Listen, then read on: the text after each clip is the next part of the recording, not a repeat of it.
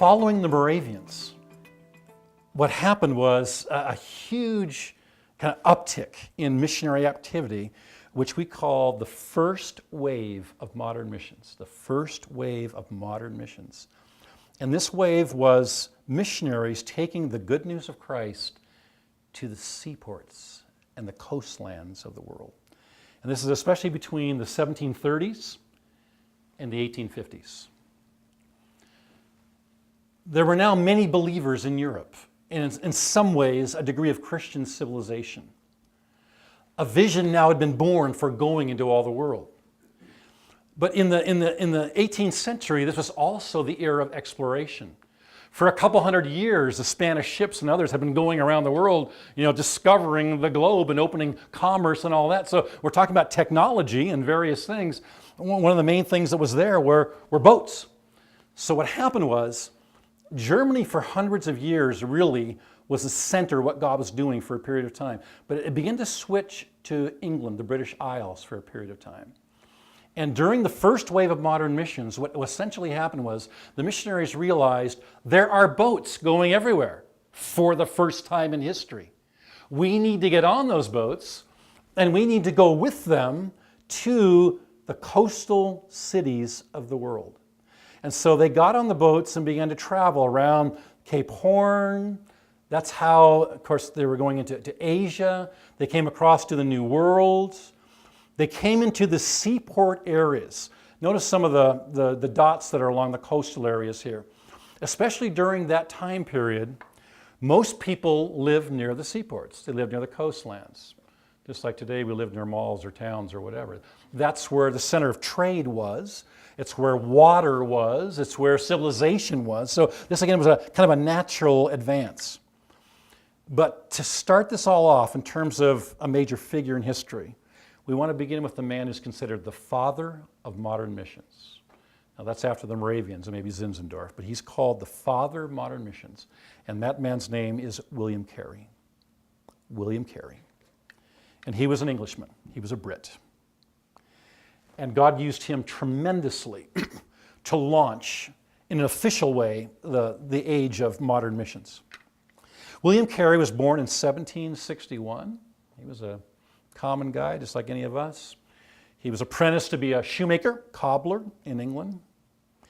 But what he did in 1792 revolutionized the world.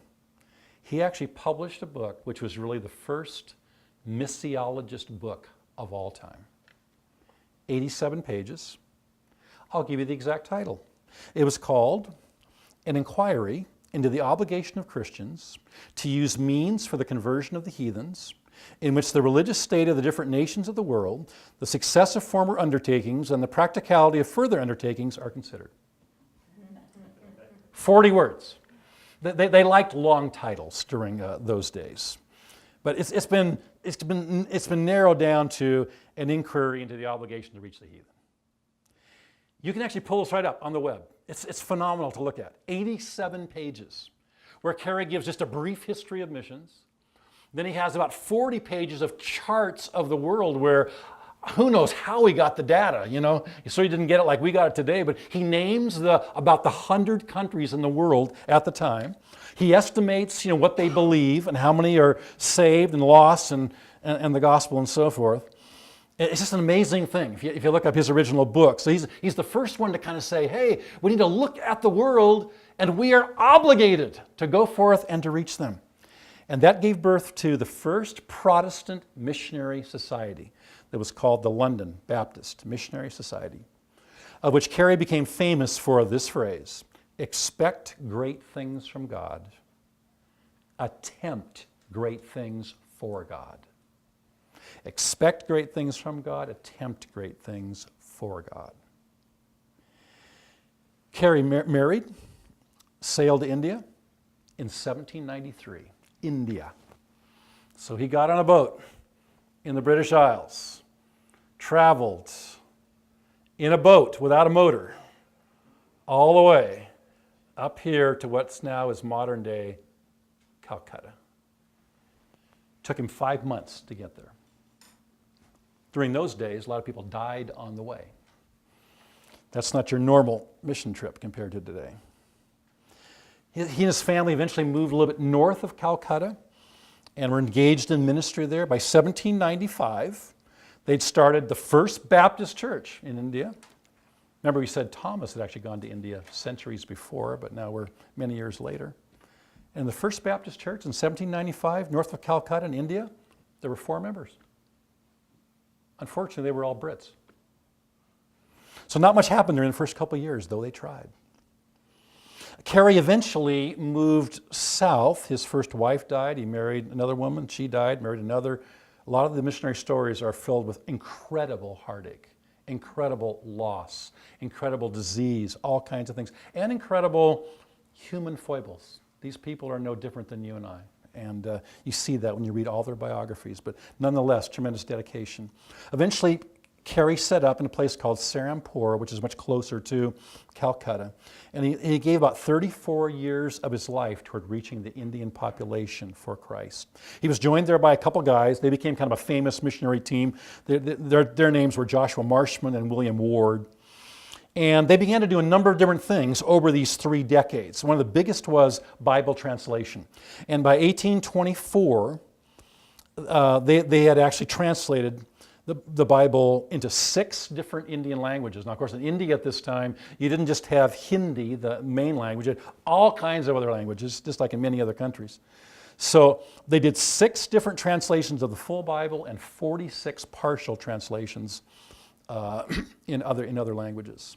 Carey spent his entire life translating, getting schools started, including a college, Serampore College, which endures to today, church planting, and getting involved in many of the issues of his day, which included things like euthanasia, which was tremendously, horrifically popular in India.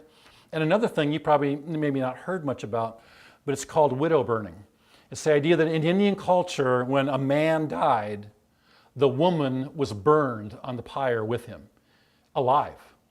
The woman was killed as a result of the man dying, called widow burning. And many of these things, again, savage, horrific, Carey, gently in a Christ-like way began to fight against for many aspects of social change. But he realized the Bible was key, education was key, medicine was key, planting churches was key. But really today, the Indian church, which is becoming one of the biggest in the world. In fact, some people believe the Indian church today is somewhere between 10 to 25% of the population. It's very hard to count. That's incredible in the world's second biggest nation, about to become the world's largest nation. William Carey laid the foundation for that. And again, primarily we're talking about coastal areas to begin with. Calcutta's the coast there. I want to mention another kind of a pioneer missionary during this first wave of modern missions, again, to the seaports, to the coastlands. This was an American. His name was Adoniram Judson. Adoniram Judson. And he and his wife, Anne, were actually the very first American missionaries in Asia. Judson arrived in Burma. Some of you may know that Burma is not called Burma today. It's called Myanmar. But he arrived in Burma with his wife Anne in 1813. They then studied the Burmese language 12 hours a day for 3 to 4 years. 12 hours a day. It was a very difficult language compared to American English. After 12 years, they'd seen 18 Burmese give their lives to Christ after 12 years. They spent, in total, his wife died young, as others did, but others spent a total of 37 years in Burma, which is now Myanmar today, only leaving one time in 37 years, one furlough, to America. They left behind a Bible translation and tremendous inroads into the Karen community, which is a huge, explosive one today where God's doing many wonderful things. They left 100 churches and 8,000 believers as a result of them sowing the seeds. And we've gone, of course, we're talking now about India being where William Carey was, primarily a Hindu nation. And then we go to Burma down here in Southeast Asia. We're talking about a Buddhist nation. So again, a major inroads into an area of spiritual darkness. The third missionary that I want to mention in this category of just these early pioneers, again, the idea is that during this time period, beginning in 1793 and up until the early part of the 19th century, missionaries began getting on boats and coming to coastal areas around the world, of which Carey was the first one, but others went as well. The final one I want to mention is Robert Morrison. Robert Morrison, who is from Scotland. He was a Scot. He landed in China in 1807, so this is just a few years after Carey. And he worked in China for 27 different years, primarily in two different places.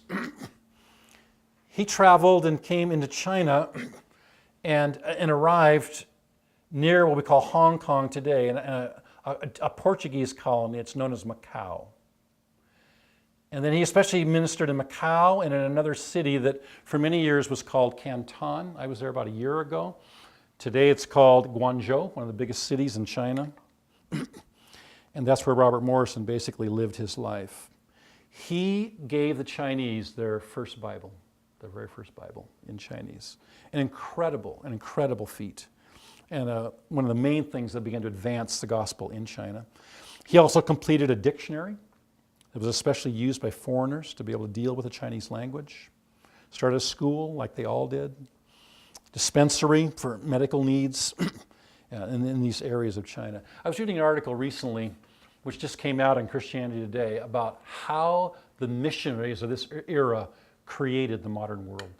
And that's really true. We can't imagine the darkness, the primitiveness, the poverty, the superstition that were in many nations of the world during this time period. And when the missionaries came, especially to the coastal areas, first of all, they fought all of those things. It wasn't just a matter of handing out tracts. It was a matter of people dying from diseases and being educated to be able to read and learning how to start businesses and casting off all the devils and demons and many different things. It was incredible all they did. And basically, the missionaries of this time period and after that, they laid the foundation for all that these nations possess today. They made the modern world. It was incredible. And so this first wave of modern missions was an initial thrust after the Moravians to get on the boats, get on the ships, traveling around the world, and go to the seaports, the coastal areas, where they began to leaven those nations with the gospel.